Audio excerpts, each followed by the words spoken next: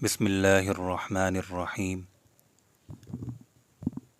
میرے دوستو، حدیث پاک میں آتا ہے کہ رسول اکرم صلی اللہ علیہ وسلم نے ارشاد فرمایا کہ جماعت کے ساتھ نماز ادا کرنے کا ثواب بازار اور گھر میں ادا کرنے سے 25 درجہ زیادہ ہے۔ اس لیے کہ جب کوئی شخص اچھی طرح سے وضو کرتا ہے، پھر نماز کی غرض سے مسجد میں آتا ہے، کوئی دوسرا مقصد بھی نہیں ہوتا، تو ہر قدم کے بدلے میں 1 درجہ بلند ہوتا ہے اور 1 گناہ معاف ہوتا ہے۔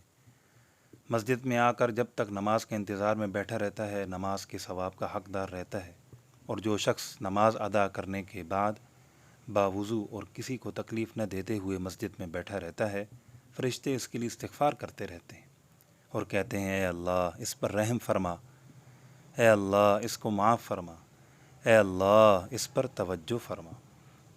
تو میرے دوستو، مسجد میں نماز پڑھنے کا ثواب 25 یا 27 درجے ہوتا ہے۔ اب اس کی کئی وجہ ہیں۔ ایک وجہ یہ ہے کہ جس درجے کی نماز ہوگی، نماز کے اندر جس درجے کا خشوع اور خضوع ہوگا، اس درجے کا اس کو ثواب ملے گا۔ اور ایک حدیث میں یہ بات ارشاد فرمائی: والملائکۃ یصلون، کہ فرشتے بھی اس کے لیے دعا کرتے ہیں جب تک آدمی باوضو اس جگہ بیٹھا رہتا ہے۔ اور میرے دوستو، نماز سب سے اہم عبادت ہے، اس لیے فرشتے نمازیوں کے حق میں دعائے خیر کرتے رہتے ہیں۔ اب ایک بات یہ ہے کہ بازاروں اور گھروں میں اکیلے نماز پڑھنا جائز ہے، لیکن میرے دوستو فضیلت سے خالی ہے، کیونکہ جو آدمی اکیلے نماز پڑھتا ہے اس کو اکیلے نماز کا ثواب ملتا ہے، اور جو جماعت کے ساتھ نماز پڑھتا ہے اس کو جماعت کی نماز کا ثواب ملتا ہے۔